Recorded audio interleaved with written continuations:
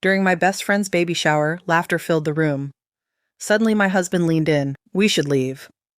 Now I frowned, but followed him outside. In the car, he turned pale and asked, "You really didn't see who gave her the necklace, did you?" The lavender balloons floated high above Colette's suburban home, their delicate strings swaying in the spring breeze, mocking the weight in my chest as I walked toward her baby shower. 20 years of friendship with Colette had taught me her tells, the slight curve of her lips when she was hiding something, the practiced tilt of her head when she craved attention. But today, something felt wrong, like a note played off key. My husband Bennett felt it too, his doctor's eyes scanning the crowd with a precision I'd learned to trust. His hand gripped mine as we approached, his whisper urgent. "We have to go now." I brushed him off, as I always did for Colette, making excuses for her theatrics. It wasn't until we were halfway home, the lavender balloons fading in the rear view, that he spoke the words that shattered my world. "Colette's not pregnant." 3 words, sharp as glass, cutting through the foundation of my oldest friendship. I didn't believe him not then, but the truth, as I'd learned, was a slow poison, seeping deeper than I could have imagined. The gravel crunched under our tires as we pulled into Colette's circular driveway. Her house was a vision of celebration, draped in lavender and cream streamers, balloons dancing in the breeze. Cars lined the street, far more than the intimate gathering she'd promised. "Looks like half the town's here," Bennett muttered, adjusting his collar. He'd been quiet on the drive, his knuckles white on the steering wheel. "You know Colette," I said, forcing a smile. "She doesn't do anything halfway." His nod was curt, his eyes distant, not the usual sparkle of my social butterfly husband who remembered neighbors' pets' names. "You okay?" I asked, touching his arm. "Fine," he said, his smile thin, not reaching his eyes. "Just tired from a double shift." I let it go. His hospital work often drained him, and I didn't want to sour the day with an argument. Colette flung open the door before we knocked, radiant in a pale pink dress that flowed around her like a magazine cover. Her blonde hair cascaded in waves, a flower crown perched perfectly atop her head. "Sarah!" she squealed, arms outstretched but holding me at a distance. "Don't squish the little one," she laughed, patting her stomach with a theatrical flourish. Her bump was prominent, proud, but something about her touch felt rehearsed. I handed Bennett the gift basket, organic onesies, children's books, a blanket I'd knitted for months, and hugged her, searching her bright blue eyes for the friend I'd known since we were 6. Bennett scanned the room, his gaze methodical, missing nothing. Inside, the house was transformed. Lavender florals spilled over every surface, a photographer captured candid smiles, and a bartender mixed mocktails at a marble-topped bar. A neon sign glowed. "It's a girl in cursive pink." "This is... wow," I breathed, awed by the extravagance. "Colette, this must have cost..." "Don't worry," she cut me off, waving a hand. "Most of it was donated. People are so generous." Bennett's eyebrows twitched, but he stayed silent. Her husband, Alaric, approached, tall and angular, his British accent clipping his words system, words as he offered Bennett a glass of champagne. "For the non-pregnant among us," he joked.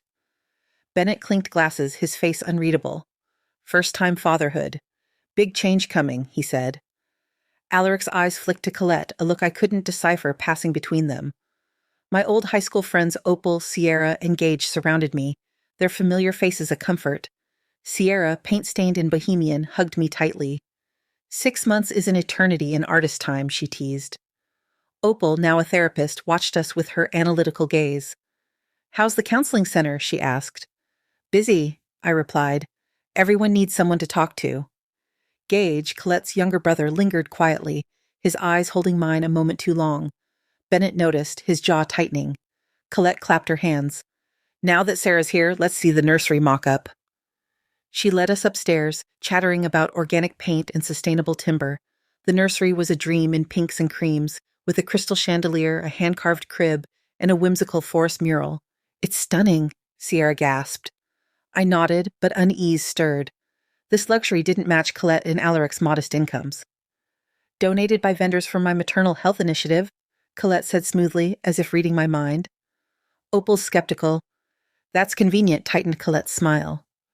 Bennett, in the doorway, snapped photos of the room, zooming in on details, pocketing his phone when he caught my eye. The party roared on games, gifts, laughter, but Bennett stayed on the edges, texting, his charm absent. I cornered him by the drinks table. "What's wrong with you?" Nothing, he said, eyes scanning the room. Just tired. You're acting weird, I pressed. He sighed, running a hand through his hair. I noticed some things that don't add up. Before I could push further, the photographer called for a group photo. Colette posed center, hands cradling her belly.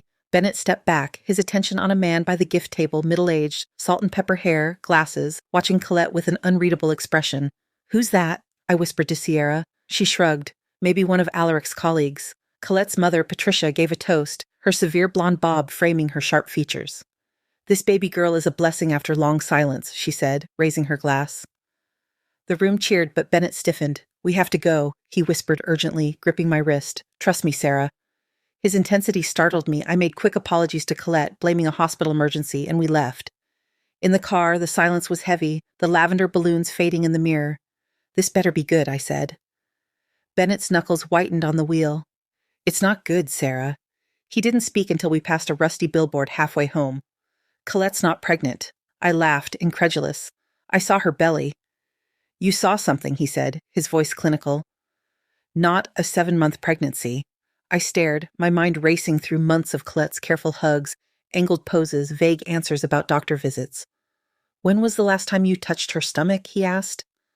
I faltered she'd always avoided it. She doesn't like it, I said weakly. Convenient, he replied. He mentioned Dr. Nathaniel Harmon, an obstetrician at his hospital, the man at the gift table. He looked concerned, Sarah, and I overheard Alaric on the phone saying, She's starting to believe it herself. We need to speed this up. Plus, I saw blood test panels in her office last week, not consistent with pregnancy. Anger flared in me. You were snooping? They were on the desk, he said calmly. This is crazy, I snapped. You've always been weird about my friendship with Colette. His face hardened. She uses you, Sarah. Always has. We pulled over, the air conditioning humming in the tense silence. I'm worried for you, he said softly. Think about it. Has her body changed like a pregnant woman's would? Her face, her ankles. I pictured Colette's slim figure, her strappy heels, her lack of complaints about morning sickness or back pain. She's always been thin, I said, my voice weak. That nursery, he continued. Everything's still packaged like it's for show. I covered my ears, overwhelmed. Why would she do this? Attention, money, he said. That shower wasn't cheap. Doubt crept in, cold and heavy. Colette's performative nature, public heartbreaks, staged proposals flashed through my mind. Her mother's words echoed, a blessing after long silence. Silence? Colette never mentioned fertility issues. That night, I lay awake, dissecting 7 months of memories, her excitement, her evasions, her perfect pregnancy. By morning, I needed answers.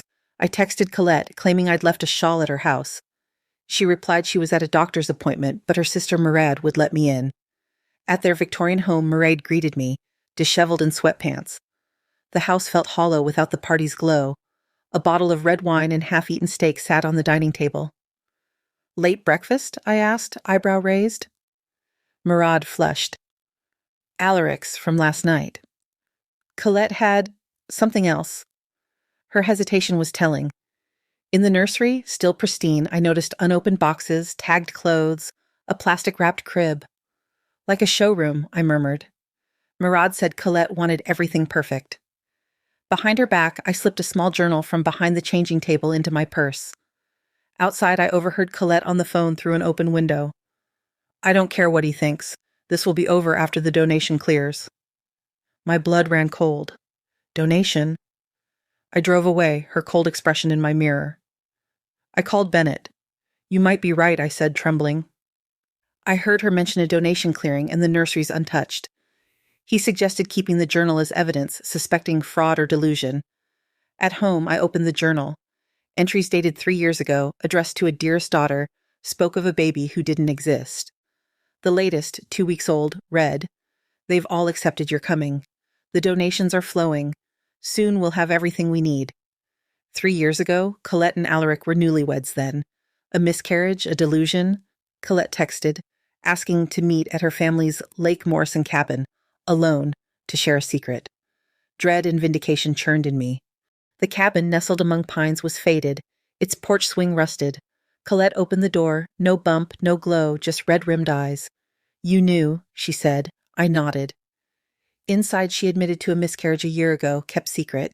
Grief turned to denial, then deception. Alaric suggested faking a new pregnancy for a fundraiser to avoid admitting her loss. It felt so good, she said. The attention, the congratulations. Donations poured into her nonprofit, New Beginnings Maternal Care, from grieving families who connected with her story. The baby shower was a fundraising spectacle, every gift donated for tax write-offs. Bennett texted, Dr. Harmon filed a fraud report. Colette paled, pleading, I can't go to jail. She planned to announce a fake loss after a final donation cleared. They'll recover, she said, of her loved one's pain. I left, hollow, unable to protect her anymore. 3 days later, a local forum post exposed her fraud. The story spread like wildfire. Colette vanished, accounts emptied. Her letter blamed me, accusing me of jealousy. Sierra revealed Colette borrowed $3,000 for the nursery. Opal suspected a similar ploy. Gage, her brother, knew something was wrong but couldn't act. The police issued a fraud warrant. That night, Colette appeared at my door, soaked and broken. She collapsed into my arms, whispering, Tell me what to do. I sat with her in silence, torn between loyalty and truth. Bennett returned, informing me of multiple fraud charges. She can't stay, he said. I agreed. Colette admitted to a documentary offer, still chasing the narrative. Stop lying to yourself, I urged. She confessed, I can't tell what's real anymore. The police arrived. I promised to testify she was cooperative, a half-truth for my friend. Months later, Colette took a plea deal, probation, restitution, therapy. Her foundation dissolved. I testified, balancing honesty and mercy, omitting her calculated targeting of donors. Her letter from the psychiatric facility spoke of remorse and clarity. You saved me from myself. The hard way.